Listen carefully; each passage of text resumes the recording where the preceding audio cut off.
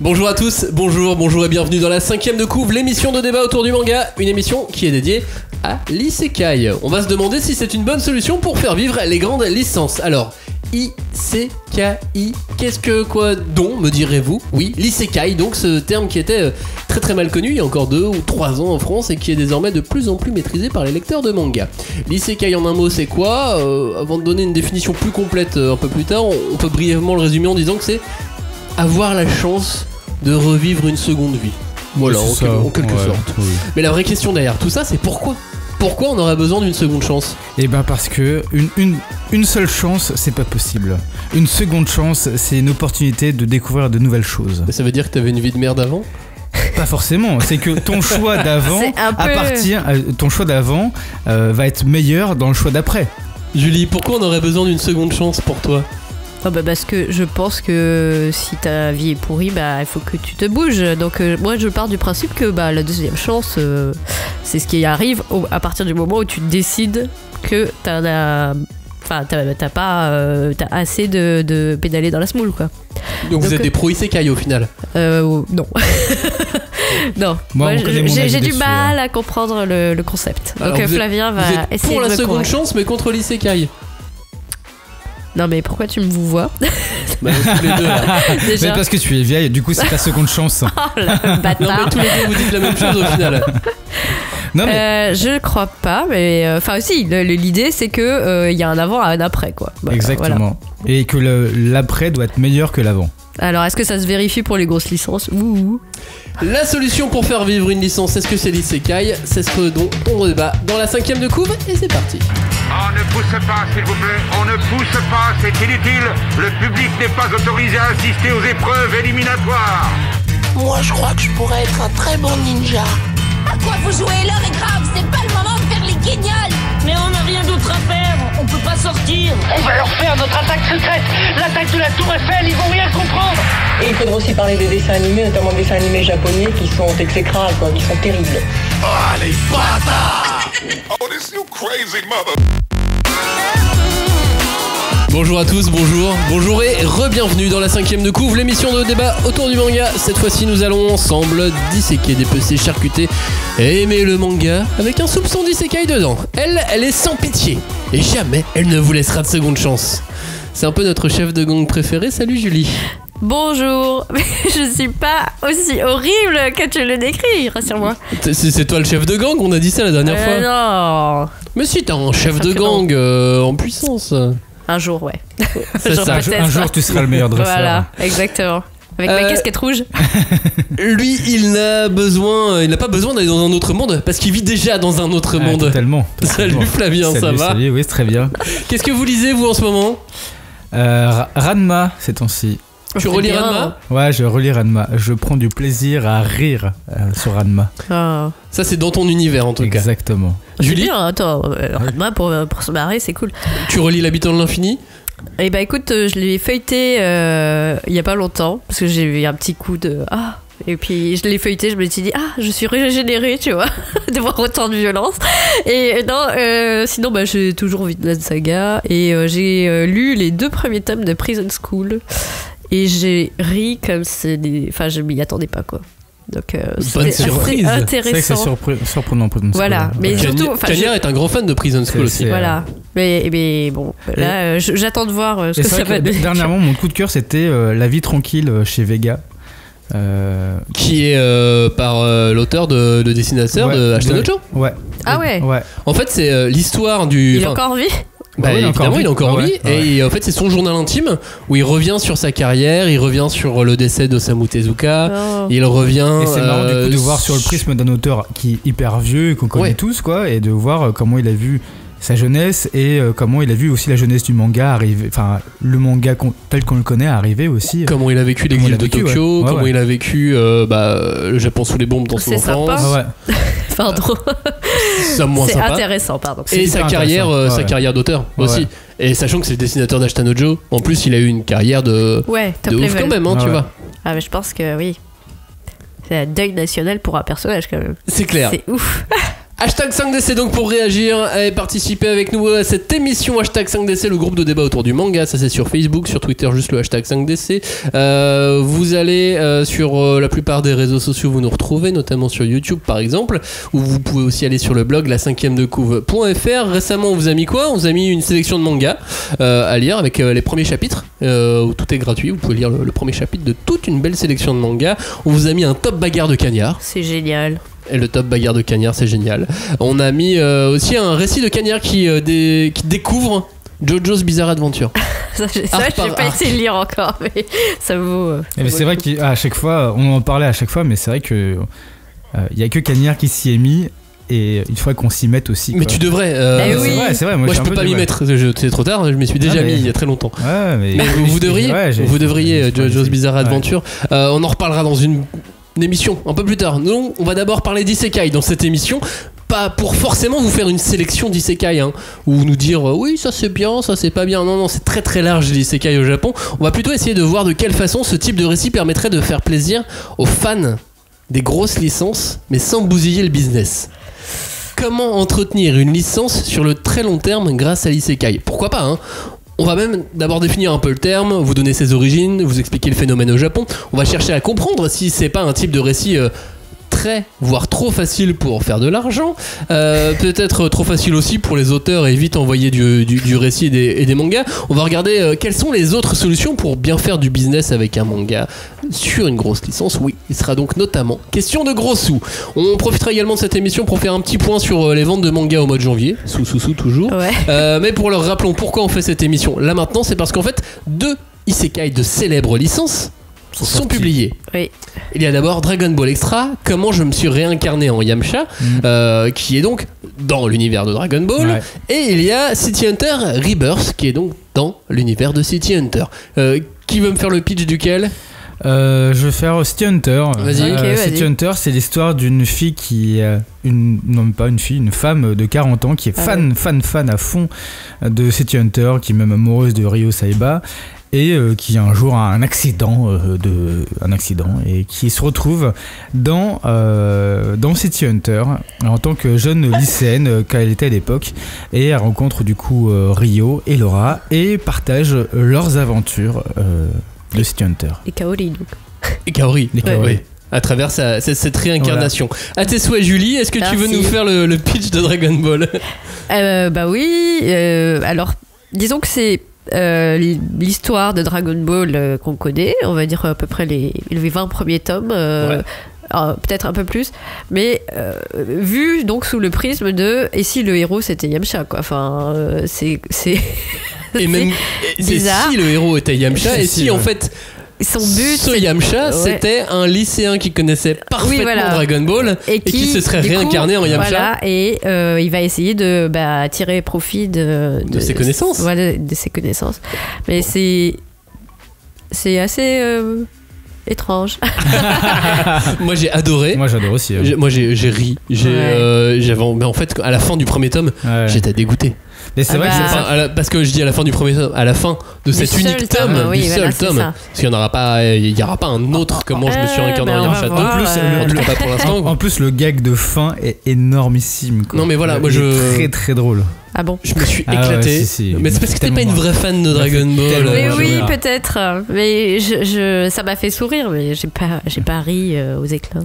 Non, moi j'ai adoré ce Dragon Ball Extra. En tant que fan de Dragon Ball, je m'y suis vu 1000 fois. Mais oui. Mais en fait, c'est des histoires, pareil pour City Hunter, c'est des trucs où tu te dis quand t'es gamin, tu rejoues des scènes. Et si j'étais dans un truc, je ferais comme ça. Et en fait, dans City Hunter et dans Dragon Ball Extra, en fait, c'est ça. Si j'étais dans le podium chat à cette situation-là, comment est-ce que je réagirais ? Et du coup, c'est assez rigolo de se dire en fait, ils l'ont fait en manga quoi. Et autant dans Dragon Ball, le héros essaie de prendre à cœur le rôle de Yamcha. Oui. Il réfléchit, etc. Autant dans City Hunter, on est plus dans un petit côté fangirl. Ah complètement. Ouais. Elle est. Non, en fait, c'est différent. C'est-à-dire qu'ils abordent pas du tout le.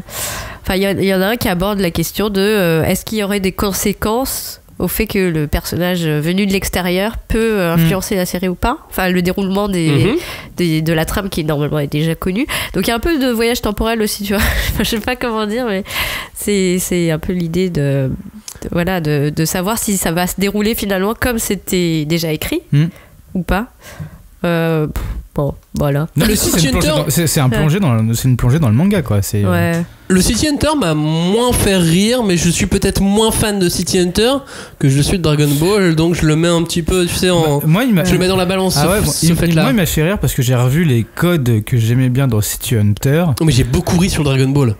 Oui, mais c'est différent parce que du coup, le personnage de Yamcha, c'est quand même un personnage qui est assez emblématique de par sa faiblesse.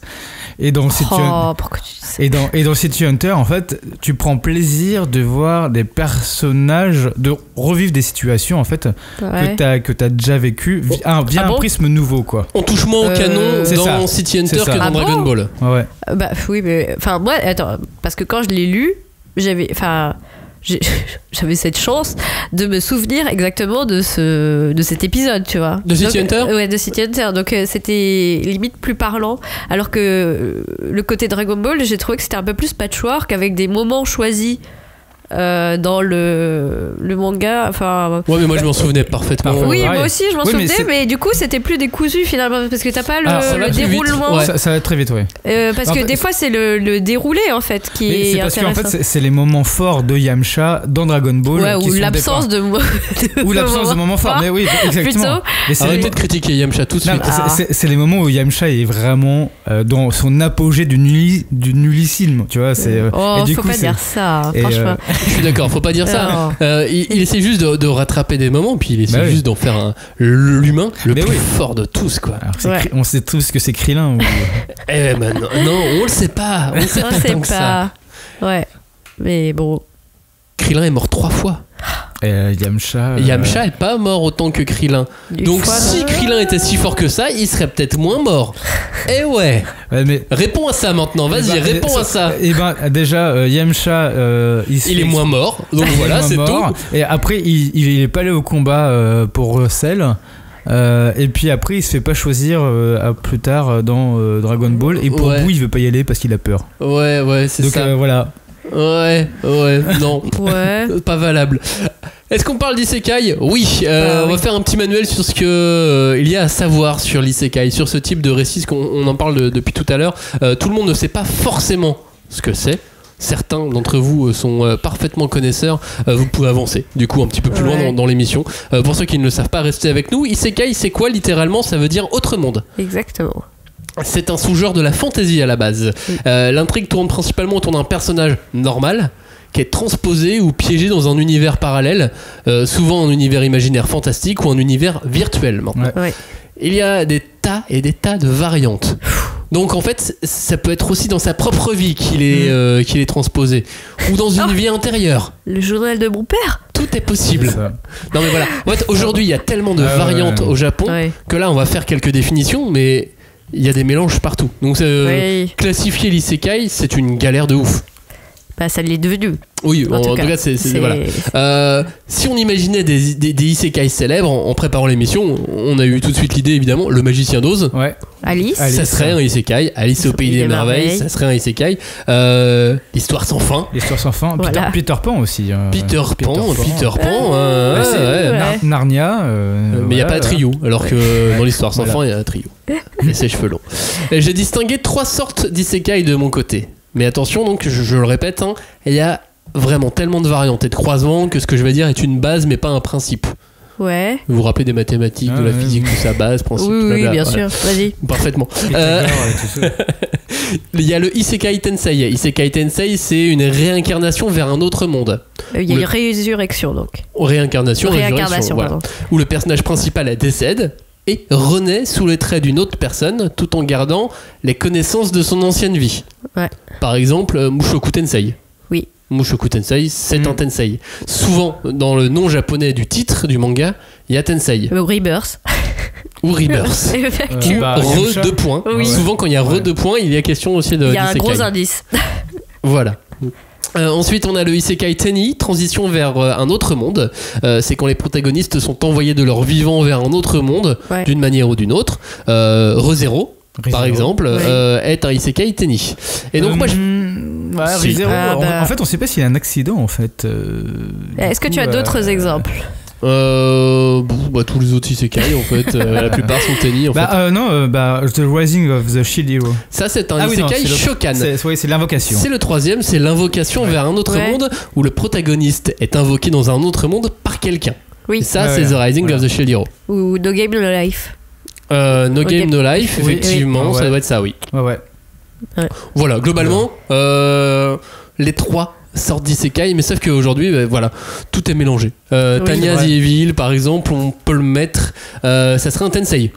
Oui, c'est parce que c'est une réincarnation. Yamcha Extra, c'est une réincarnation. C'est une réincarnation parce qu'il est mort. Il y a Log Horizon pour la deuxième exemple sur la transition, voilà. Tout à fait.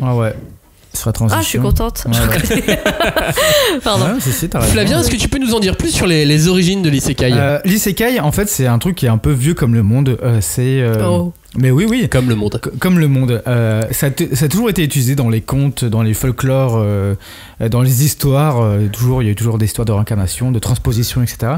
Donc en fait, ça a toujours existé. Ça a été entre guillemets popularisé dans les années 1800 avec le conte d'Hiroshi Mataro. Au Japon. Au Japon. Oui. Ah ouais, au Japon.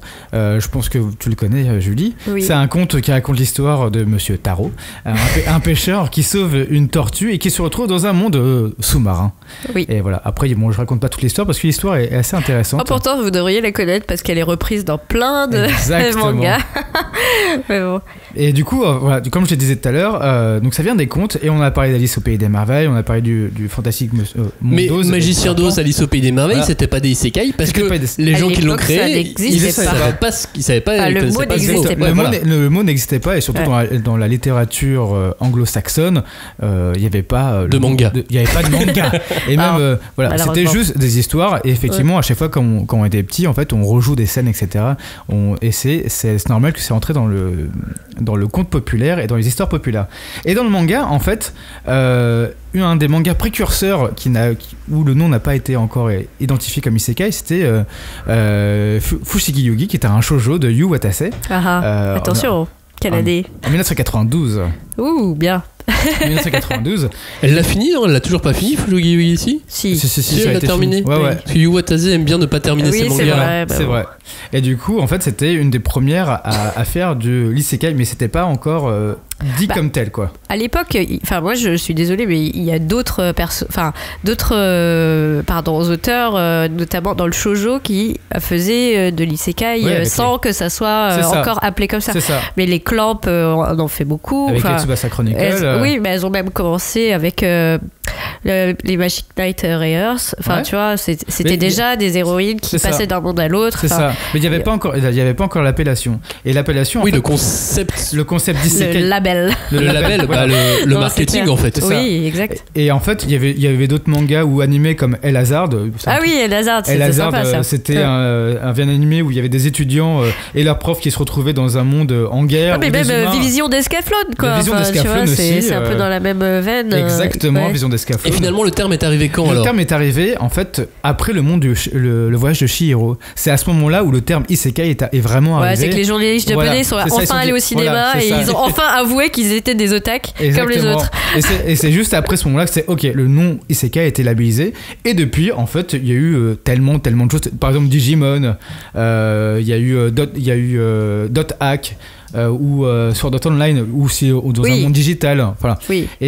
Mais à l'époque, il y a aussi les Américains avaient beaucoup, et c'était beaucoup emparés de ce monde-là aussi, à peu près à la même époque, avec tous les Disney, avec tous les Mickey et les Donald, où en fait, effectivement, pour retrouver un peu goût au monde imaginaire, ils ont mis un petit peu de fantaisie et de fantastique. Ils ont mis un peu de fantaisie et de fantastique, où Mickey et Donald, en fait, soit étaient appelés dans des mondes de fantaisie, ou soit allaient dans des histoires qu'on connaissait tous pour refaire revivre l'histoire et faire connaître en fait la littérature aux jeunes. Et ce qui a donné Kingdom Hearts. Wow. Et qui a donné après Kingdom Hearts. Ok. Et ça c'est, excusez-moi mais. On t'excuse. Comment c'est en français? Ah oui, le voyage de Chihiro, c'est C'est dur ça. Elle revient du Japon, elle est en plein jet lag là. Mais moi j'ai toujours dit cette Chihiro no Kamikakushi, tu vois. Mais... Donc, ouais, c'était quelle année ça 96. Ouais. 96, ouais. D'accord. Donc c'est à ce moment-là où tac. Mais c'est marrant parce que en fait 96, je pense que le Japon était déjà dans le début de la vie numérique, tu vois, de la Moi aussi j'avais déjà internet en 96. Oui, non, je sais, mais c'était peut-être pas aussi développé. Eux, ils l'avaient vraiment sur leur téléphone, tu vois. Ouais, mais moi j'avais un téléphone jaune géant. Ouais. 97. C'était un Motorola. Ah waouh. Un Motorola géant. Une brique. Ouais. Ah ouais, non, je pouvais tuer des gens avec. J'avais le WAP. Oh là. C'est un peu pareil le WAP. Exactement. Et d'ailleurs, déjà internet. Tu parles de 96, mais en fait c'est juste parce que c'est un parallèle. Dans le voyage de Chihiro, c'est 2001. Je viens de vérifier. Bah oui, je confonds avec Princesse Mononoke. Ah, je me le disais aussi. Je reprends un parallèle par rapport à ce que tu disais tout à l'heure, mais moi il y a un dessin animé qui m'a marqué qui s'appelle Richard au pays des livres magiques avec Macaulay Culkin. C'était peu après. Maman j'ai raté l'avion, et c'est l'histoire d'un petit en fait qui allait dans une librairie qu'il adorait à chaque fois, et il lisait plein de contes, et au bout d'un moment il tombe sur un livre, et en fait il se fait happer par ce livre, et il rentre dans le livre et il rentre dans un dessin animé, et pour s'en sortir en fait il doit retrouver le grimoire magique pour revenir sur sa terre initiale. Du coup c'était un mélange entre réalité avec des acteurs et un dessin animé, et c'était tellement beau, il y avait plein de dragons, il y avait plein de trucs et tout. De ça. Il est génial. On va et le retrouver. 94. On va faire une soirée revival. Alors Richard au pays des livres magiques. Et je me recorrige. Donc Voyage de Chihiro 2001, Princesse Mononoke 1997. Voilà, c'était juste pour être un peu précis. Oui. Julie, c'est un phénomène aujourd'hui au Japon, le l'isekai? Bah ouais. Non, mais il y en a partout. J'ai l'impression que toutes les semaines il y en a des nouveaux qui sortent. C'est le cas. Ouais, hein, on est d'accord. Que maintenant, ils ont des rankings à part. C'est-à-dire qu'on les sort en fait de l'Oricon. Bah ouais. Enfin, non, l'Oricon, ils les gardent quand même. Mais je veux dire que maintenant, il y a vraiment des choses pour, j'allais dire, les spécialistes ou les amateurs du genre. Donc c'est pas du tout mélangé avec les autres genres. C'est un genre à part. Ouais, complètement. Mais à la base, c'est quand même quelque chose qui vient du light novel. Ouais. Donc c'est aussi des créations littéraires qui avaient beaucoup plus attrait au monde de la fantasy, tel qu'on connaît avec les dragons, les donjons, des magies, des épées. La magie, etc. Et depuis une dizaine d'années, ça a vraiment dérivé pour être mélangé à toutes sortes d'univers et toutes sortes de concepts. Oui, on peut le retrouver différents. maintenant dans la science-fiction, dans la cuisine. Oui. Non, mais c'est vrai, dans la cuisine aujourd'hui, dans les univers virtuels, on peut devenir une espèce de mec en loose day qui découvre un univers qu'il connaissait que virtuellement. On a tous le droit à une seconde chance, peu importe l'univers. Exact. Mais c'est comment? Ouais, c'est très varié, c'est devenu tellement foisonnant, je pense que maintenant on s'y perd, quoi. En fait, il y a eu tellement d'isekai qui a été créé au Japon ces 5 dernières années même, que en fait sur les prix Shogakukan etc., en fait les isekai sont totalement sortis parce qu'il y en avait beaucoup trop en fait pour être du coup catalogués et être primés, quoi. Et en fait pour dire aux auteurs essayez de trouver quand même autre chose que de faire l'isekai, hop ils les sortent. Mais il y a même, donc tu sais, dans les light novels, on peut prépublier ces histoires dans des magazines. Au Japon, il y a des magazines de prépublication 100% isekai en light novel. Voilà, et même il y a des sites dédiés, enfin, ça c'est pas étonnant, mais vraiment des séries comme des webtoons en fait qui sortent directement sous ce format-là. Pour des sites dédiés, quoi. Et quand je regarde le classement des ventes, tu sais, quand on a fait le bilan de l'année 2018, sur la France, ça prend. Oui, bien sûr. Le terme est peut-être pas encore ultra populaire auprès du grand public, mais il y a beaucoup de lecteurs de manga qui les lisent aujourd'hui. C'est parce qu'il y a eu un gros boom avec Sword Art Online qui a été un des précurseurs en tout cas en France. Et il y a eu Re:Zero, il y a eu Mushoku Tensei comme tu en parlais, The Rising of the Shinigami, Jumura Kanra en slime. Enfin, il y a eu Goblin, un truc avec. Non, c'est Goblin Slayer, c'est autre chose.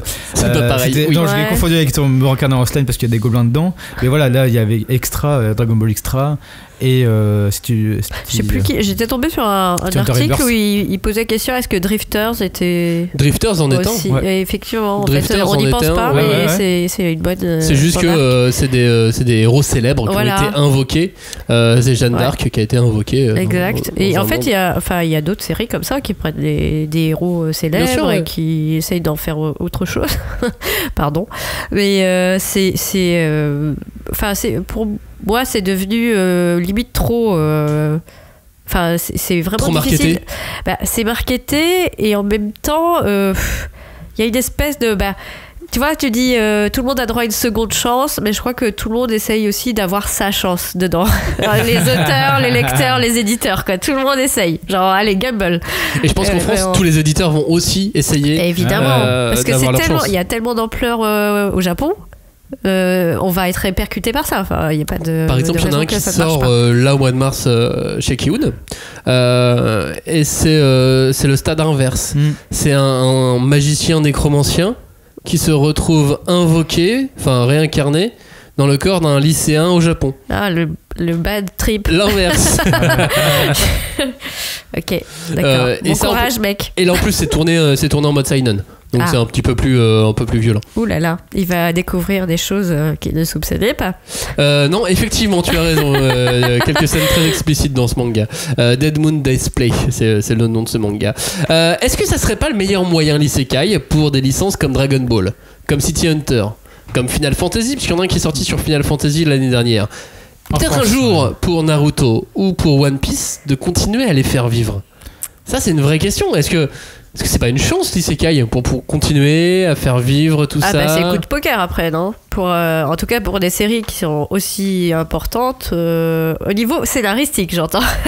Alors, parce que là sur Dragon Ball c'est différent parce que l'univers était assez foisonnant. Oui, et surtout alors hors isekai, vraiment pour faire un petit préambule sur Dragon Ball, il y a tout un pan de la culture Dragon Ball qui a été créé par les fans. Oui. On appelle ça on appelle ça un multiverse. Pardon. C'est reconnu dans le monde entier par des fans du monde entier, encore une fois, comme un vrai pan de la culture Dragon Ball, un multiverse où il y a des tonnes de fanfiction. C'est vraiment ça recèle de dizaines et dizaines d'histoires. Il y a tellement de trucs à la fin de Dragon Ball. Quand Dragon Ball c'est fini, il y a eu tellement d'histoires qui se sont créées avec Dragon Ball AF, Dragon Ball Heroes, Dragon Ball. Enfin, il y a eu tellement de choses qui sont créées. Mais là, le creux qui restait quand Dragon Ball s'est terminé. C'est ça. En fait, les gens ont continué à écrire des histoires parce qu'en fait, ils étaient juste pas rassasiés de leurs héros favoris.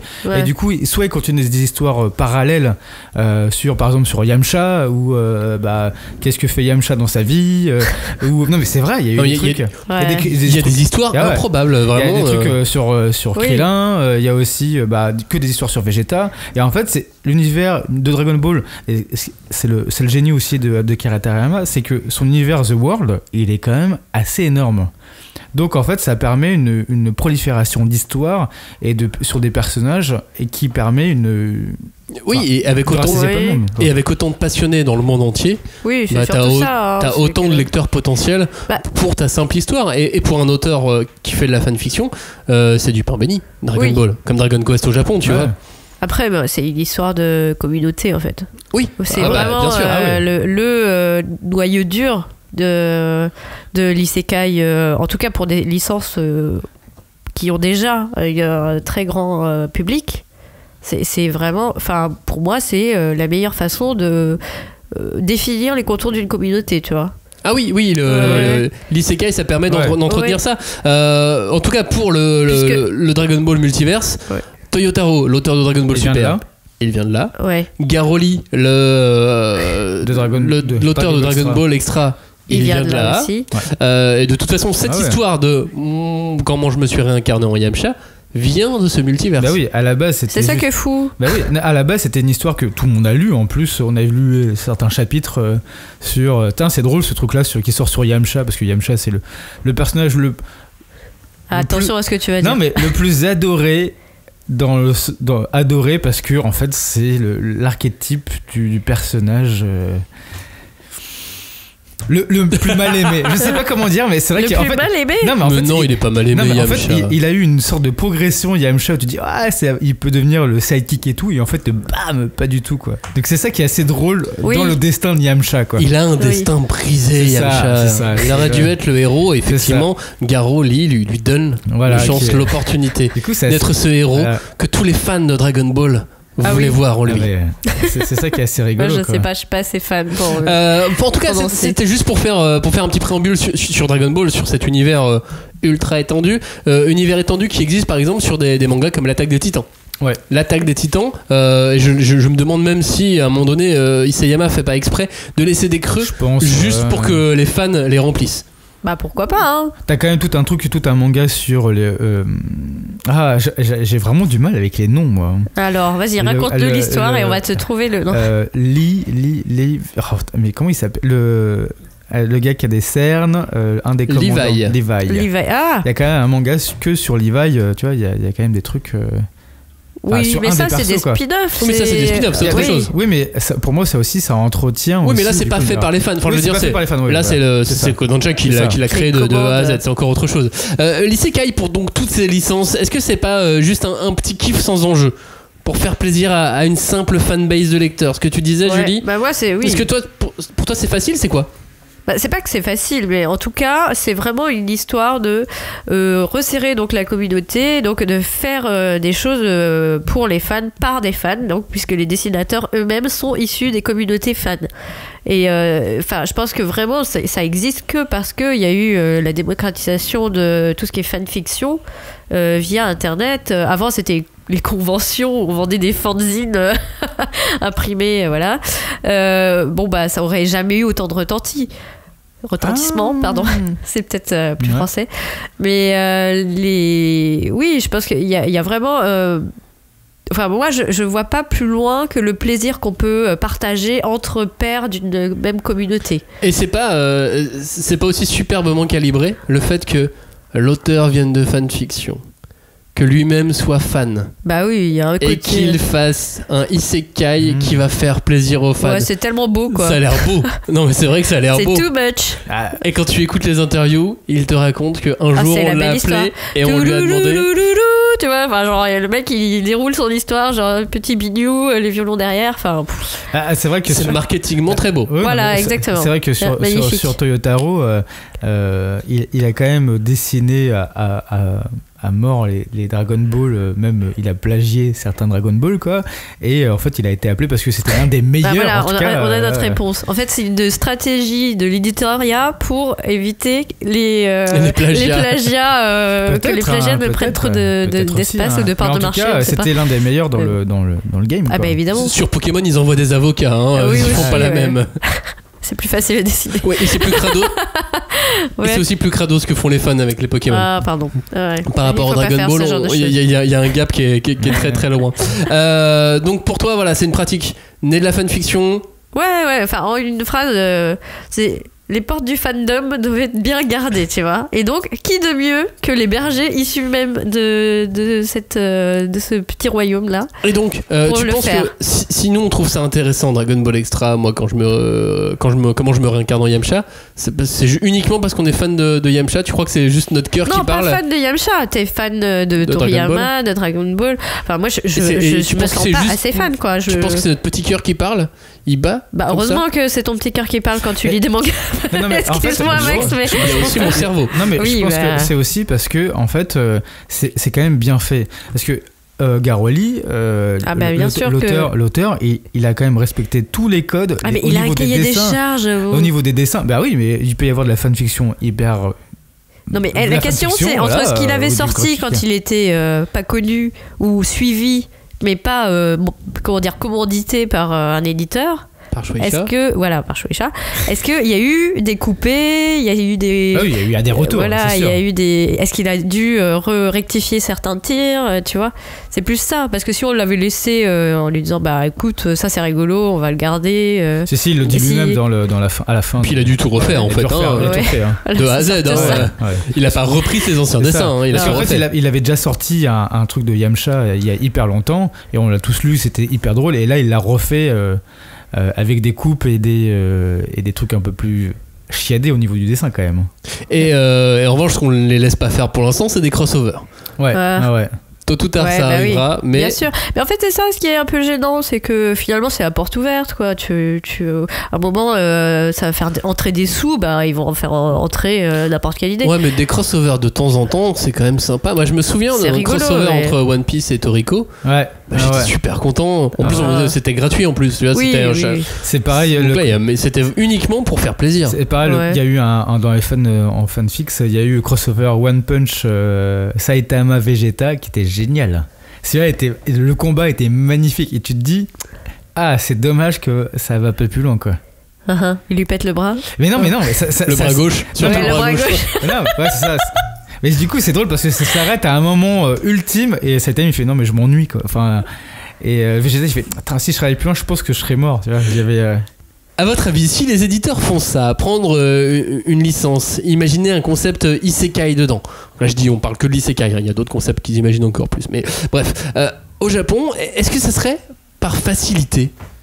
C'est tout fait, c'est du bonus, c'est gratos. Je pense que oui, c'est une facilité dans un sens où, en fait, comme tu l'as dit tout à l'heure, ça existe, du coup on le prend et on le retravaille pour que et on en fait des sous. Et on en fait des sous, mais en même temps, ce n'est pas une facilité parce que on le redisait tout à l'heure, il y a une communauté qui est derrière. Donc si c'est mal fait, là tu te prends un méchant bâche quoi. Ça pardonne pas. Une communauté, ça pardonne peu de choses. Voilà. Mais alors, est-ce que la facilité, c'est donc pas de prendre quelque chose de déjà apprécié dans la fanfiction pour le rendre, pour l'officialiser, le canoniser. Parce que comme ça, c'est déjà apprécié par les fans, zéro risque, c'est fait par un fan, au moins il y a une caution, et en même temps c'est déjà tout fait. Il y a une sorte de gamification, tu sais. Sorte de quoi tu fais de gamification. Oui, tu joues à devenir le meilleur auteur. Tu vois, l'auteur le plus sage, le plus obéissant. Et donc, tu alignes les pins. T'as fait ta première étoile, t'as sorti ta fanfic standard, quoi. Enfin, mais c'est vrai que recalibré. du coup, ça devient peut-être une course aussi, du coup, à la fanfic la mieux travaillée. Je dis pas ça. Peut-être que ça fait de l'émulation au Japon. C'est une émulation, voilà, c'est une pensée qui me vient. Si c'est créatif, c'est bien, mais là pour l'instant. Oui, mais nous on a adoré Dragon Ball. Nous on a trouvé ça génial. C'est vrai que moi de retrouver certaines scènes qui m'ont fait marrer et de voir d'un autre prisme du côté Yamcha qui fait l'action, tu fais Et moi, ce que je disais tout à l'heure, ça me rappelle les trucs en cours de récré où moi je me reprenais pour Yamcha, où je me prenais pour toi. Et tiens, je fais ça. Et en fait, c'est exactement ça, quoi. Ah ouais. Et tu refais les scènes. On imagine toujours comment on aurait fait à sa place. C'est mignon. Il a parlé au petit garçon qui est au fond de vous. Mais c'est pour ça que ça fonctionne. Mais complètement. Et peut-être que Flavien, tu me dis ce que t'en penses, mais peut-être que ça va attirer aussi d'autres fans, d'autres petits garçons. Oui, mais c'est ça, parce qu'en fait les parents. Ça je sais pas. Et en fait les parents. Oui, si. Si, je pense. En tout cas, je reprends l'exemple de City. L'exemple lui parlant est sur City Hunter Rebirth, parce que. Moi, je l'ai lu assez tardivement, City Hunter. Oui, mais tu connaissais déjà l'univers. Mais je connaissais déjà l'univers. Grâce à Club Dorothée, merci. Ouais, mais j'étais quand même assez tard, je suis quand même un peu plus jeune. Et du coup, là, en relisant City Hunter Rebirth, je me suis dit, une personne qui ne connaît pas City Hunter, si elle lit ça, en fait, ça peut la faire rentrer dans l'univers de City Hunter. Le problème pour City Hunter, c'est que disons, pour moi, c'est assez pédagogique pour que tu rentres dedans. Oui, tu vois, mais parce que la barrière qu'il n'y a pas avec Toriyama, c'est le dessin qui est vraiment daté, quoi. Oui. Enfin, genre, dès les premières pages, elle dit on est en retour dans les années 80, 90 à la rigueur. Mais c'est ça. Et aussi pour amener des gens à s'intéresser à certains titres qui sont dépassés. Techniquement, tu vois, ou qui sont trop marqués par leur époque. Moi, je pense que le City Hunter est une excellente idée aujourd'hui pour les fans du dessin animé Nicky Larson. Oui. Qui n'ont jamais eu ou qui ont oublié c'est ça. que le manga existait en faisant Ah, trop drôle. Oui, mais du coup, pour moi, ça incite aussi les jeunes générations à dire, ou aux autres, dire, là, ce qu'on est en train de faire, par exemple, lisez-le. Ou ceux qui n'ont jamais lu City Hunter, peut-être qu'une des portes d'entrée est avec City Hunter Rebirth, tu vois. Et après, lisez aussi les City Hunter. Pourquoi pas une cascade d'entraînement comme ça. C'est ceux qui ont vu les films, etc., qui connaissent pas forcément l'univers de City Hunter, qui est différent de Nicky Larson, de nous, ce qu'on a vu, parce qu'il y a eu pas mal de scènes coupées dans l'animé. Et quand tu lis du coup City Hunter Rebirth et tu tombes sur le coucou, le Mokoli, tu dis ah oui c'est vrai. Et là moi je me rappelle qu'il y avait ça dans le manga et je me dis ah oui c'est vrai qu'il y avait ça, et il y a ce côté assez drôle qui revient, tu dis ah oui. Et pour moi c'est pour ça qu'il reste assez pédagogique dans l'entrée dans l'univers. Oui, non, alors que celui de Yamcha, mine de rien, il est quand même fait un peu pour les connaisseurs. Ah, complètement. Sur l'univers de Yamcha. T'as envie l'entrée est moins pour forte, Yamcha, j'avais plus envie d'avoir celui de Toriyama à côté et de comparer limite les cases ou les scènes. Tu l'avais pas? Et non, ils sont chez mes parents. Oui. Mais bon. Allô, t'aimes le manga, t'as pas un Dragon Ball avec toi? Alors moi je me suis amusé à le faire. Il est quand même assez fort pour respecter les trucs. Oui, mais très très fort. Il y a des dessins où tu fais. Ouais. Ouais. Et même sur des gags, sur les gags qu'il y avait, il a repris l'enchaînement des gags et tu fais. Ah ouais, c'est du travail hyper chiadé. L'auteur est un puriste de Dragon Ball. Oui, non, mais ça se sent. Est-ce que c'est pas quand même aussi un petit Niafrique, tous ces petits isekai là qu'on fait à partir des licences? Bah si. Oui. Si. Mais est-ce que c'est un Niafrique si facile? C'est-à-dire que est-ce que c'est pas plus facile de faire une figurine ou de faire des cartes de jeu? Je pense que c'est plus facile de faire des cartes de jeu. Ouais, je pense que c'est moins dangereux de faire des cartes de jeu. Hein. C'est moins prise de tête, mais t'atteins pas le même public. C'est vrai. Ouais, mais tu gagnes plus d'argent. Ah bah ça, après, c'est pas mon problème. Moi, je me mets à la place du Big Boss. Je gagne plus d'argent avec les cartes, tu vois. Après, là, pour le coup, je pense que les cartes, il y a un décrochage générationnel. Je pense que ce serait plus du recrutement de plus jeunes. Je vous dis comment je vois la chose. Ouais, bien sûr. Alors, il y a la licence, une espèce de pieuvre comme ça avec des tentacules un peu partout. Et au milieu, il y a l'éditeur. Oui. Qui lui a besoin de faire des trucs. Pourquoi je pense à James Bond? Qui lui ne touche pas forcément sur les cartes ou quoi. Enfin, il y a des royalties un peu partout, mais et lui, il a besoin de nourrir ses lecteurs. Évidemment. Donc il faut faire du livre, mais pas forcément pour gagner de l'argent, parce que de l'argent il en gagne déjà avec la royalty. On va vous voyez ce que je veux dire? Oui, bien sûr. Il y a ce terme affreux, que moi je trouve affreux, qui est de maintenir captif un public. Exactement. C'est ça. Ça me il rend faut triste. maintenir captif les lecteurs de tel magazine, les lecteurs de Dragon Ball. C'est pour ça qu'il y a des jeux les concours, lecteurs de pour ça qu'il y a des événements aussi qui existent. Mais ça, on en parlera un peu plus tard sur le truc un peu transmédia. Mais en tout cas, il faut créer des histoires. C'est ça. Il faut créer. Voilà. En fait, tu fais de l'isekai de ton public, quoi. C'est-à-dire ils doivent rentrer dans ton histoire, c'est un appel. Il essaye de nous perdre. Mais non, mais il essaye, mais on va pas marcher. Non, on va être en fait, c'est une Inception, tu vois. Si tu rentres dans l'histoire, dans le. Il a fait une Inception Isekai, tu vois. C'est ça, un mix. Mais en fait, c'est parce que tu. Mais ça, tu ne sauras jamais si Inception c'est un Isekai. Bon, du coup, on va revenir à quelque chose de concret. Plutôt Isekai ou plutôt suite ou plutôt spin-off alors? Alors ça dépend comment c'est fait. Par exemple sur Boruto, au niveau du spin-off, moi je trouve ça intelligent. Parce que Naruto c'était l'univers était hyper ouf, hyper. C'est Naruto quoi, Naruto, ok. Quoi, voilà, je peux rien dire de voilà.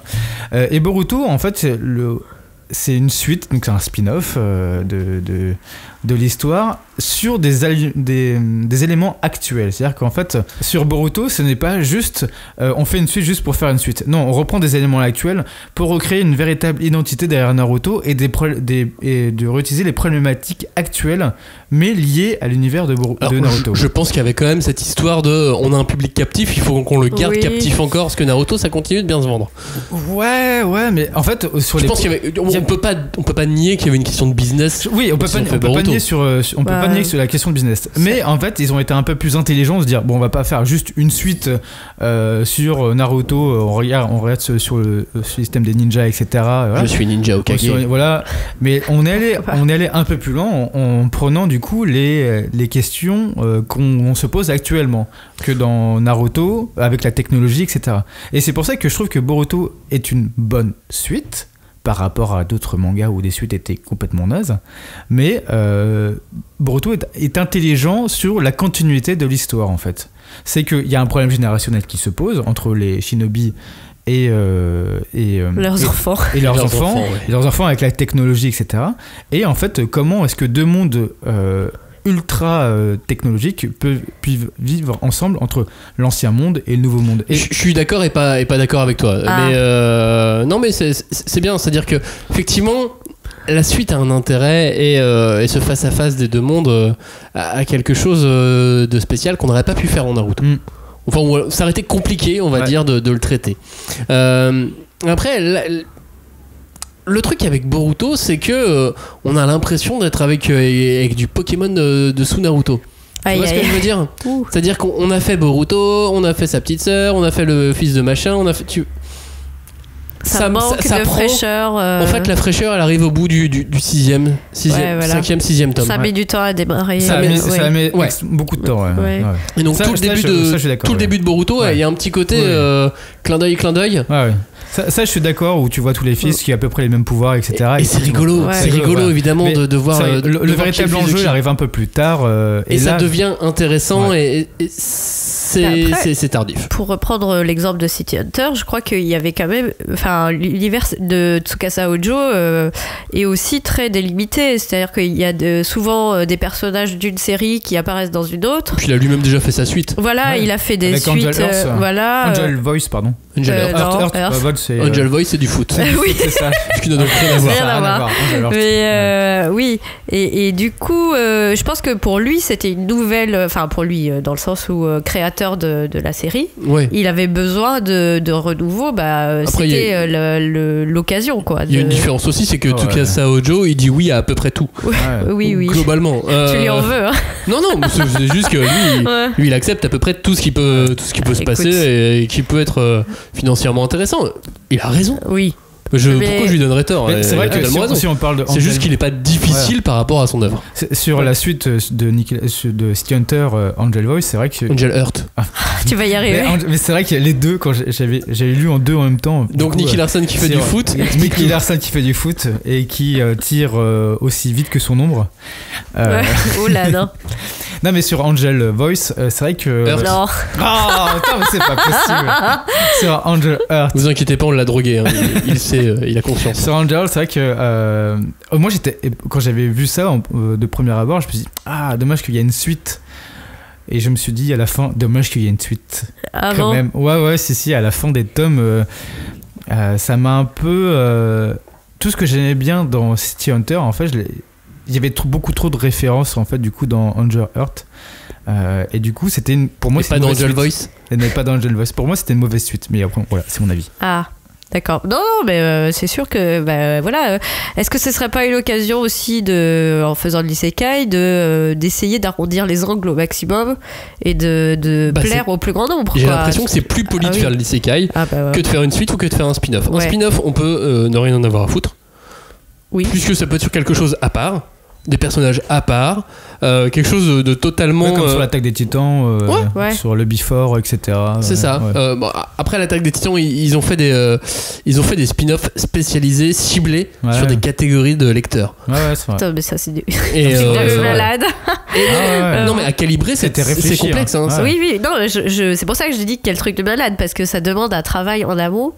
Qui est plus un encadrement au niveau de l'édito qui est vraiment très très serré, quoi. Enfin, non, je suis d'accord. Moi, je trouve que ce qui a été fait sur l'Attaque des Titans, ça a été fait sur quasiment aucun autre manga. Enfin, j'ai pas d'autres exemples. C'est un exemple encore très précis, très intéressant. Surtout que c'est récent, l'Attaque des Titans. En plus, ça a même pas 10 ans, donc c'est vraiment à part. Et ça va probablement faire école. Mais le récit, son univers laissait de la place pour. Mais c'est encore un autre sujet, mais effectivement, l'isekai, ça permet peut-être de contenter tout le monde. Ou au pire de déranger personne. Oui, et puis il y a cette idée du coup, tu vois, là on évoque l'attaque des titans. Je pense qu'on arrive à un stade où peut-être les univers sont trop gros pour être confiés à une personne. Possible. Et du coup, c'est aussi une façon de répartir, par exemple, pourquoi je dis ça, c'est que quand on parle de Dragon Ball Extra, bah oui, il est très bien, les dessins, sont très fidèles. Il y a comment dire, les personnages avec des scènes qui sont reprises quasiment telles quelles, mais donc sous un angle sous un point de vue angle, différent, sous un autre angle. Mais moi, j'ai pas retrouvé quelque chose qui était de la tendresse de Toriyama pour son univers, tu vois. Ah, mais moi je l'ai ressenti, mais ça c'est vraiment un détail. C'était plus de l'admiration, et en même temps le mec, tu sens qu'il est là genre faut pas que je me plante. Et du coup j'étais là genre mais t'es pas détendu du slip quand même quoi. Mais ce que tu dis me fait penser à une chose. Oui. On parle depuis le début de licence japonaise. Ah bah oui. De licence. Ouais. Aux États-Unis, je pense que on aurait parlé de franchise. Ah ouais. Alors, quelles sont les différences, Maxime? C'est que sur une franchise, on a un côté écurie et on peut confier la franchise à plusieurs auteurs en même temps pour faire différentes choses. Marvel, il y a plein de réalisateurs. Alors, est-ce qu'ils sont en train de se... Comment dirait comixer tu vois, aujourd'hui non, on en est très très loin. Dans l'avenir, pourquoi pas, peut-être, je sais pas s'il y a une meilleure solution plus qu'une autre. De toute façon, je pense pas que les deux modèles puissent se copier. Je pense qu'ils vont coexister et c'est très bien comme ça. Après, qu'ils puissent s'influencer l'un et l'autre, ça c'est une très bonne chose en soi. Mais c'est aussi... Mais c'est vrai que par exemple dans le comics, c'est assez perturbant de voir une même histoire dans un même comics avec deux dessins différents, tu vois. Oui. Moi je sais que c'est un truc c'est une habitude. C'est une habitude. C'est une véritable habitude à avoir. Avant de passer sur la dernière partie de l'émission, je voulais qu'on fasse un petit point sur les ventes. Un petit point sur les ventes du mois de janvier, les ventes manga évidemment. Ouais.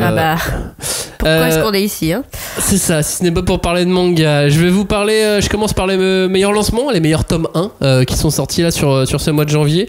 On se retrouve qu'avec des titres qui étaient dans nos recommendations 2019. Sans vouloir nous lancer des fleurs. Voilà. Il y a des meilleurs lancements. Meilleur lancement du mois de janvier, attention la mariée.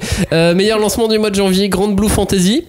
Loin devant My Home Hero et Jagan qui eux sont ex-aequo. Une dizaine de mangas après, c'est pareil. Et ils sont devant Barrage et Beastars. À noter que Beastars est sorti seulement le 24 janvier. Donc déjà 5ème de tome 1, c'est très bien.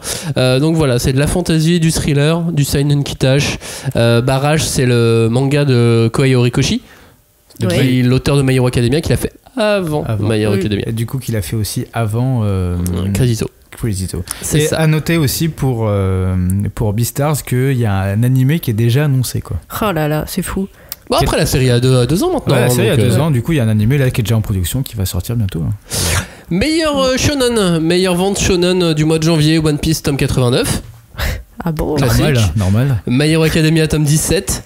Eden Zero tome 2 et Black Torch tome 4. Et c'est vrai qu'Eden Zero il avait un bon packaging et avec une édition collector qui est assez magique. Il y avait 2 éditions sur Eden Zero, ce qui forcément mathématiquement ça booste un petit peu les ventes parce qu'il y a une catégorie de personnes, peut-être que vous en faites partie de l'autre côté, qui a bien collectionné quoi.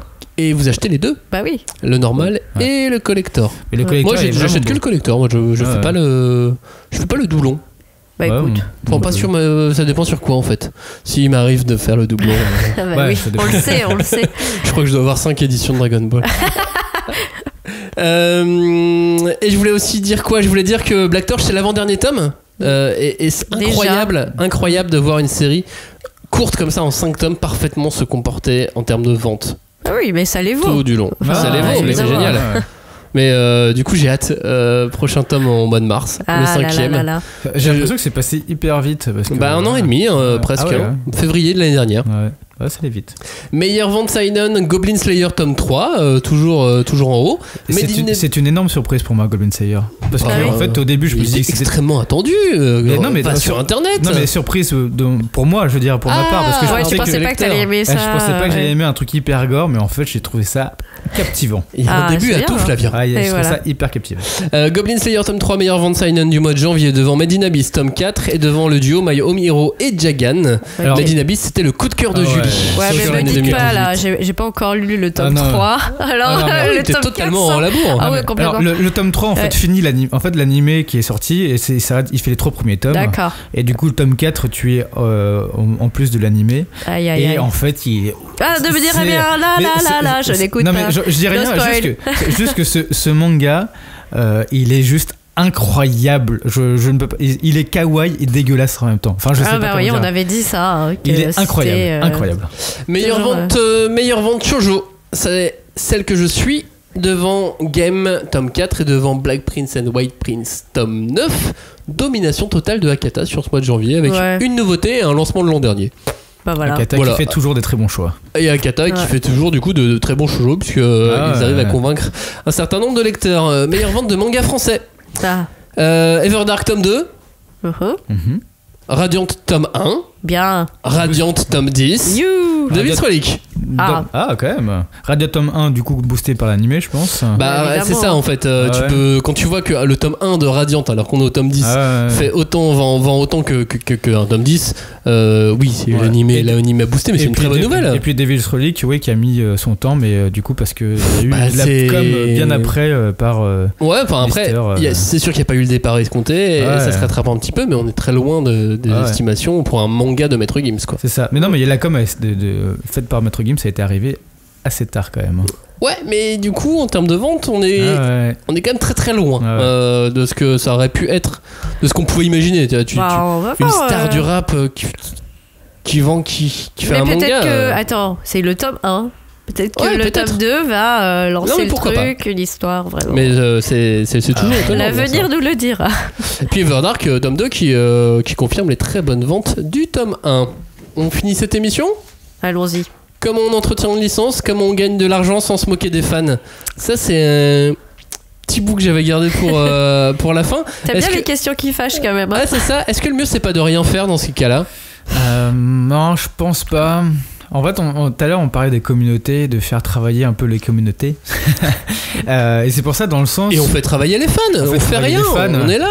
Puis comme ça, on fait des cartes de TCG et puis ils les achètent. C'est bien. Les cartes, etc. Et on gagne de l'argent. Oui, mais du coup, ça en devient quelque chose de transmédia, en fait. C'est-à-dire qu'en fait, la communauté va créer plein de choses. Je reprends par exemple sur Senseiya. Senseiya, il y a eu tellement de spin-off, tellement aussi de fanfiction. Et il y a même des jeux de société qui ont été créés par des fans et maintenant qui sont licenciés, quoi. Enfin, il y a quand même et en fait ça crée toujours une identité autour de Senseiya. Donc en fait mine de rien on se replonge dans un univers avec plaisir en fait. Ouais. Moi, Senseiya, ils m'ont perdu. Hein. Oui, je pense aussi. Enfin, ils m'ont perdu en 1993, je pense. Il y a un titre, moi, qui me. Enfin, tu vois, on n'en parle pas beaucoup parce que c'est compliqué à évaluer depuis la France. Mais Gundam aussi, c'est une galaxie tellement large et vaste. Et je sais pas, c'est. Mais je les mets sur le même bateau que Senseiya, hein. Oui, ils t'ont perdu au loin perdu dans l'espace. Oui, mais c'est pareil. Enfin, il y a une communauté qui est quand même assez grande pour pouvoir la nourrir, où il y a des jeux de cartes, il y a des jeux de société, il y a du jeu d'aventure. Justement, ce que tu dis intéressant, c'est qu'il y a du jeu, il y a une communauté qui l'alimente. Donc, il n'y a pas grand chose à faire. Oui, c'est. T'as juste, en tout cas. Tu administres. Oui, c'est ça, tu administres et du coup, tu te fais. Donc, la bonne chose à faire dans ce cas-là. Non, tu contrôles quand même. Tu contrôles la qualité. Ouais, mais t'envoies des avocats quand il faut.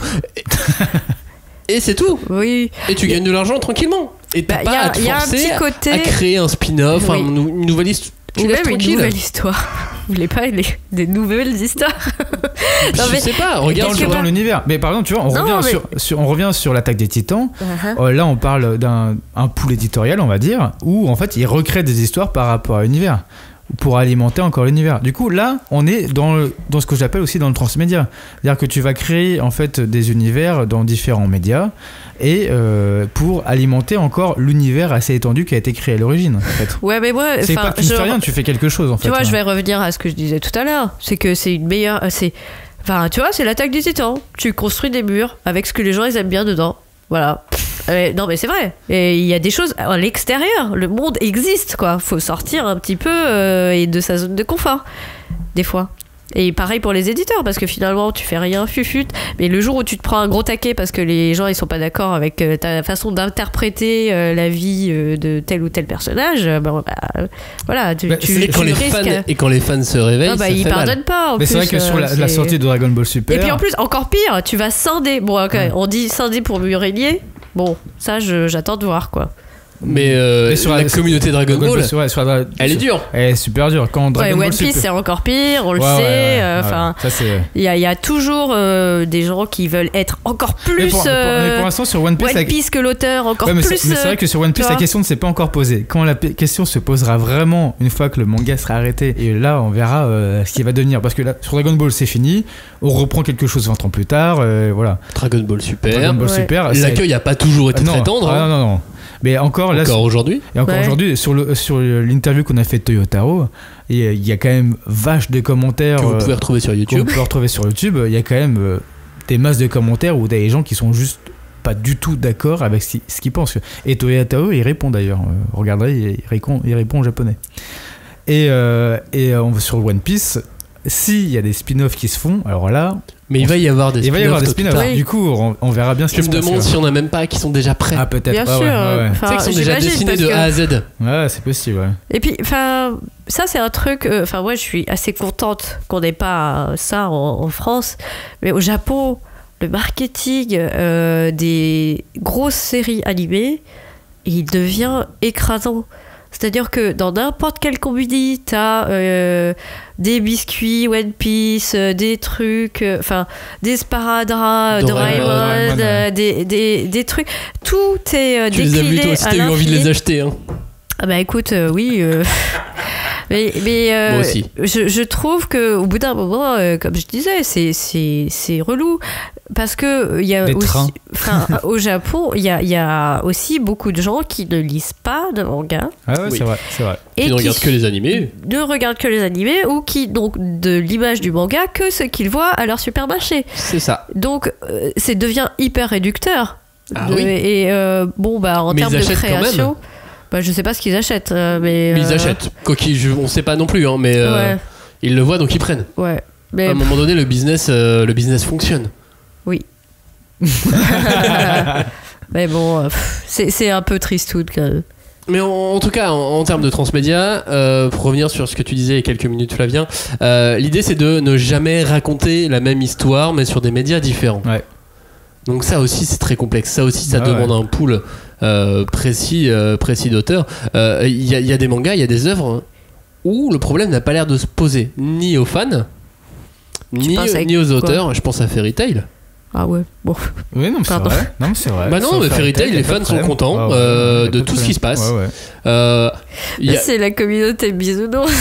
Non, mais c'est vrai. Peut-être, mais en tout cas, ils sont contents et ils continuent d'acheter et ils continuent de consommer et les auteurs continuent de produire. Et quand je dis c'est parce qu'ils sont nombreux à s'être emparés de l'univers. Mais c'est vrai qu'il y a eu plein de trucs avec les Fairy Girl, les romans.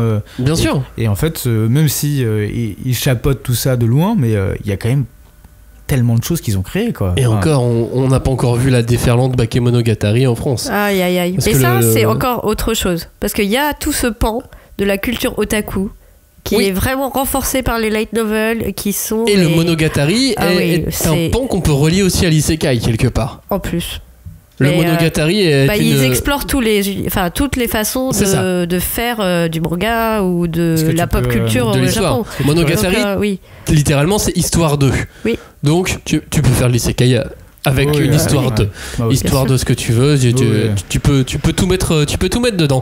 Est-ce que du coup la solution ça serait pas faire un film avec un personnage que les gens adorent, genre on fait un film sur Broly. En plus Broly imaginez on est dans un autre monde, hein, on est dans un isekai, on est dans un monde où Toriyama dit ok mais Broly il a l'air bien ce personnage, venez on fait un film dessus. Mais c'est vrai que c'était pas canon à la base et quand tu le remets en mode canon est-ce que ça c'est une bonne idée? Je sais pas, hein, je pose la question. En fait, je ne juge pas. Alors moi, je juge.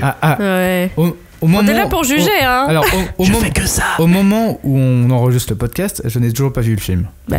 Oui. Moi non plus. Mais Mais je pense que pour moi c'était intelligent de sa part de rendre Broly canon pour dire ok, j'accepte qu'il soit là et c'est un personnage de ouf. Moi il aurait fait ça en disant j'ai mis un nouveau personnage qui est encore plus ouf que le Broly là que vous aimez bien. Bah moi je lui aurais baisé les pieds. Ah. Nu. Ouf. Moi nu et lui aussi. Ouais, mais c'est un drôle d'isekai ça, Max. Broly, il est quand même assez fort, quoi. Ouais, mais je sais pas, c'est faire du vieux se faire du neuf avec du vieux. Ah bah on est très dans le upcycling, là, je veux pas dire, mais il y a un côté. Je sais bien. Économie circulaire, tout ça qu'on n'a pas abordé non plus, qui pourrait être interprété. Bah l'isekai, ça s'auto-nourrit.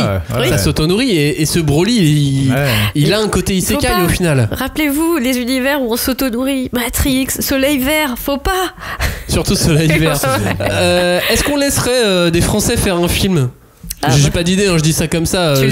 Sur une licence comme City Hunter ou comme Dragon Ball, est-ce qu'on pourrait laisser des Français faire un film? Ce serait une bonne idée. Sur Dragon Ball, c'est une bonne idée. Il y a un fan film qui est génial. Dragon Ball Heroes. Non, ça c'est pas pareil. C'est encore un autre chose. Il y a un fan film qui a été fait par des Français, qui est juste. Il y a trois films que vous pouvez voir sur YouTube en gratuit, qui est excellemment bien fait. Il faudra remettre les références. On remettra sur la 5ème de couve. Et on fait quoi alors du coup avec toutes ces licences? On prend des influenceurs, c'est du marketing. On fait du marketing. Là, on parlait du Japon, on parlait de la création, et au final, en France, on va faire quoi avec? En fait, quoi de tout ça? C'est aussi du marketing parce que, en fait, mine de rien, on est sur du YouTube Game, sur la marque qui fonctionne. Et quoi de mieux que d'utiliser des personnes qui rassemblent des communautés autour de leurs vidéos pour créer encore une identité de marque, des événements. On en parlait tout à l'heure, il y a de plus en plus d'événements qui se font en fait via des influenceurs et via des personnes qui ont envie de créer une image avec la licence. Donc on oublie tous ces auteurs qui faisaient un multiverse pour les transformer en youtubeurs? J'ai pas compris, les événements, c'est-à-dire... Explique à Julie, dépêche-toi. Je suis vieille, n'oublie pas. Les événements, par exemple, je prends un événement sur Dragon Ball quelconque. Il y a des événements qui se déroulent un peu partout en France. Il y a Dragon Ball... non, imagine, il y a le Dragon Ball Julie Convention. Voilà, il y a une Dragon Ball Convention. En fait, chez toi, qui arrivera le week-end prochain. Voilà, et du coup, ils invitent tous les fans de Dragon Ball, ils invitent toutes les voix, en fait, donc Brigitte... les Brigitte, bien sûr. Non, Brigitte Lecordier. Qui est la voix de Son Goku. Il faut suivre Flavien, je sais, il faut être un peu dans sa tête. En fait, t'invites tout le monde, t'invites aussi les dessinateurs, etc. Et ceux qui ont créé aussi des fanfictions assez connues dans le multivers, tu les invites tous. Et tu rassembles en fait toutes ces communautés. Et tu rassembles aussi des youtubeurs qui parlent Dragon Ball et qui ont fait. Ça me fait penser aux conventions qu'il y avait autour de la Bitlit, donc tous les trucs, les univers vampires, exactement. etc. Et c'est ça. Et en fait, du coup, t'as Laval de Toei aussi qui est derrière qui dit ok, je dis ok. Pour faire. Et il donne de l'argent, il donne quoi? Il donne souvent des goodies, etc. Mais en fait, c'est que. Mais vous n'en avez pas marre d'avoir la permission de papa pour faire la fête? Oh là là, franchement. Mais du coup, franchement, on s'en fout que Toei dise ok ou pas. Non, mais ça donne l'aval et dire ok, ça veut dire que en fait, ce qu'on fait. Mais c'est ça qui est terrible, c'est que tu vis sous la coupe. C'est officiel, c'est reconnu. Ouais, c'est ça, c'est reconnu. Mais c'est reconnu et en même temps ça alimente les grosses raves là, où est-ce qu'elles sont? Oui, mais du côté reste poli un petit peu. Oui, mais de leur côté c'est dit en fait ça alimente encore entre guillemets le business et on se dit que mine de rien Dragon Ball ne s'essouffle pas. Sur One Piece ça existe, sur Gundam on l'a dit ça existe aussi. Enfin voilà, on alimente toujours via des influenceurs, via des événements et la machine tourne encore. Sur City Hunter, le film mine de rien a permis de faire un rebond par rapport à City Hunter. Il y a les par rapport à la licence, non, mais je suis d'accord. Après je pense que le film animé va peut-être faire un peu plus de bruit au final. Et là sur Gun, même s'ils ont pas fait la promo encore, ils parlaient rarement du manga, mais ça fait quand même son petit bout de chemin où on parle du manga. Enfin, la promo elle est large. Hein. Effectivement, il y a des médias qui ont oublié de parler du manga, mais la promo elle est large, elle est là depuis déjà le mois de décembre. La promo sur Alita. Mais du coup, ça permet mine de rien de faire vivre la licence, de faire vivre le manga, et que le manga revienne entre guillemets au goût du jour et la licence revienne au goût du jour, aussi bien pour nous les connaisseurs que pour ceux qui connaissent pas quoi. Ouais, ok. Mais sans isekai du coup. Oui. C'était très général ce que tu disais. Ah ouais, c'est très général, c'est très général. Ouais. Mais Non, si, que... je reviens sur l'isekai où en fait on est appelé. Ouais, il va inventer un truc. Ok, très bien. Par la licence, on est appelé pour faire vivre le manga. Ça va ? Du coup, je vais te donner le dernier mot, Julie. Oui, parce que finalement, je me rends compte qu'il y a des choses qu'on n'a pas trop abordées. Parce que l'isekai, c'est vraiment pour moi, c'est le nouvel étendard de la culture otaku, quoi. Parce que à la fois, donc, dans la vie réelle, on va dire, ça entraîne donc les communautés, les fans à devenir, soit se manifester en disant moi je suis plus fan parce que j'aime tel truc, telle version, ou au contraire dire qu'on est plus fan parce qu'on est contre, etc. Bon, donc ils se bagarrent entre eux, c'est très bien. Mais il y a aussi le côté dans les œuvres, donc par exemple Rebirth de City Hunter Rebirth, c'était vraiment flagrant, la mise en avant de tous les codes de la culture otaku des années 2000. Donc la fille qui a tout 40 ans, qui a toute la chambre décorée. Ouais, qui vit avec ses posters de quand elle était ado, qui est amoureuse du personnage principal, qui va faire des pèlerinages sur les lieux où se déroule l'action, parce que ça aussi c'est devenu un nouveau truc ces dernières années. Promis, je l'ai jamais fait. Bah heureusement. Non mais enfin, déjà fait. Tu fais ce que tu veux. Mais bon. Qui n'est pas allé à la gare, enfin ceux qui sont au Japon, qui n'est pas allé à la gare de Shinjuku pour voir s'il n'y avait pas le tableau XYZ. J'ai pas cherché le tableau. Bah non, moi j'ai pas vu. Moi je suis allé voir Hachiko. Voilà. Oui, et puis non mais non, c'est que c'est un phénomène aussi qui touche plein d'autres séries.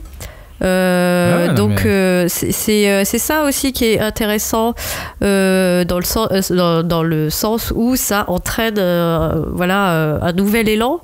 Mais et c'est aussi pour ça que ça marche autant. Bien sûr, mais il y a un autre thème que je voulais aborder pour un peu clôturer l'émission, c'est tout le pan sociologique qui finalement apparaît parfois, plus ou moins, parce que même dans Dragon Ball Extra, il y a la question de comment réussir dans cette société, comme on l'a dit bien souvent, qui est hyper pressurisée, quoi. Donc c'est un lycéen et il se retrouve dans le personnage qu'il estime être le plus mal loti finalement, et donc il doit lui donner une nouvelle chance, et donc c'est quelque part mais c'est sa le pouvoir chance à lui en même temps. Oui, voilà, bien sûr, parce que c'est lui qui s'exprime à travers ces actions-là. Et il y a... Et moi, ce que je trouve aussi incroyable, c'est qu'effectivement, cette culture otaku, cette culture de la deuxième chance, qu'on n'a pas naturellement en France, je suis épaté que ça fonctionne autant. Oui, mais parce que je suis étonné du succès en France, moi, de ce genre de manga. Moi, je suis pas étonné, parce que, je le redis, c'est des trucs qu'on faisait quand on était gosse. Ouais, mais cette culture otaku, cette culture très référencée, on l'a pas autant que les Japonais. Alors on n'en vend pas autant que les Japonais non plus, mais il y a quand même cette nouvelle caisse de résonance qui s'appelle les internets, qui depuis une vingtaine d'années maintenant, fait vraiment, amplifie à peu près tout ce qui sort, en bon comme en mauvais, quoi. Donc et puis sur les ventes, on voit pas le bruit. On voit pas sur internet le bruit en référence à la hauteur des ventes. Je vous explique. Un manga comme Final Fantasy qui est sorti donc l'été dernier chez Mana Books, c'est un isekai dans l'univers de Final Fantasy. C'est l'histoire d'un programmeur, d'un game designer du jeu Final Fantasy qui se retrouve embarqué dans le jeu. Devenir personnage du jeu sur lequel il travaille. Ça, c'est plusieurs milliers d'exemplaires. Ça a dépassé la dizaine de milliers d'exemplaires. Ça a pas fait de bruit.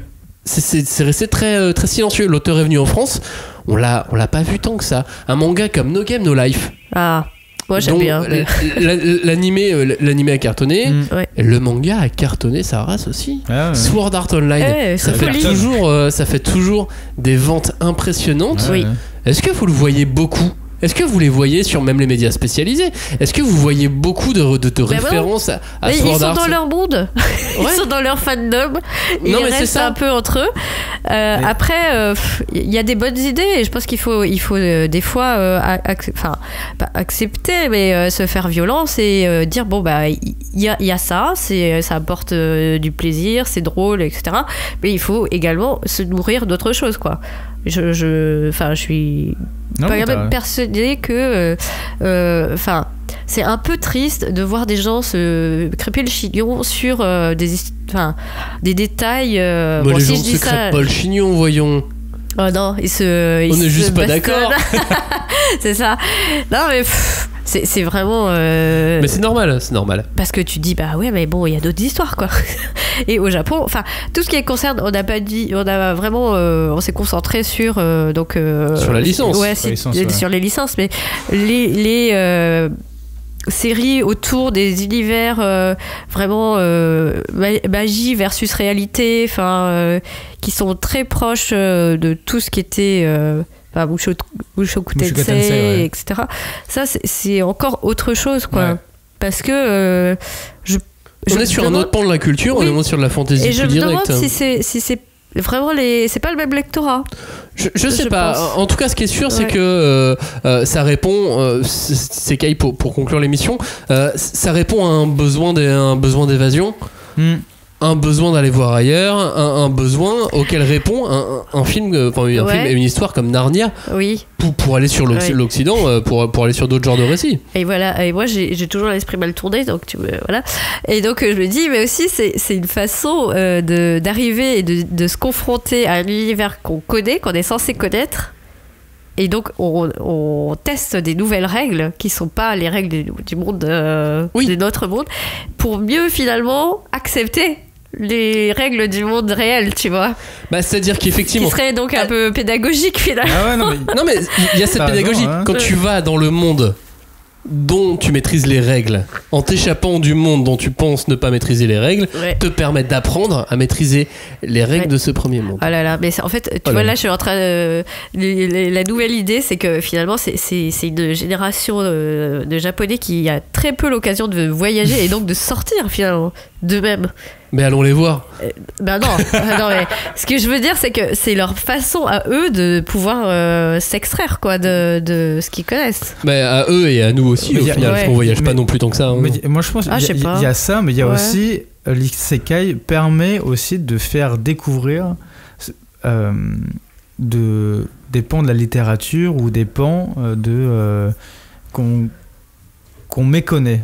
Ça permet aussi de révéler effectivement des auteurs et des artistes. C'est ça. Non mais c'est vrai. Non, mais j'étais en train de me demander s'ils allaient faire, tu sais, des tests de personnalité en fonction des personnages isekai. Genre il y a Yamcha, il va y avoir Krillin, il va y avoir Bulma. Tu vois. Attends, mais je te propose, Julie, d'écrire un test comme ça qu'on va mettre sur le blog. Ah, ok. Pour quel monde es-tu fait et dans quel monde tu seras invoqué. Oh là là. Tu vas relire attentivement alors. On va finir cette émission. Merci de nous avoir écoutés. N'hésitez pas à réagir. Il y a beaucoup de choses à dire sur ce sujet. On n'a pas tout dit, hein, ça c'est sûr. On effleure parfois un peu trop, mais je pense qu'on a dit des choses plutôt cohérentes. Heureusement. J'espère en tout cas. Merci de nous avoir écoutés. N'hésitez pas à réagir. #5DC, le groupe de débat autour du manga. On est aussi sur Twitter, sur YouTube et sur le blog la5e-de-couvre.fr. Merci à vous d'avoir participé. Merci. Et merci à vous d'avoir bientôt. écouté. Bye bye. Ciao.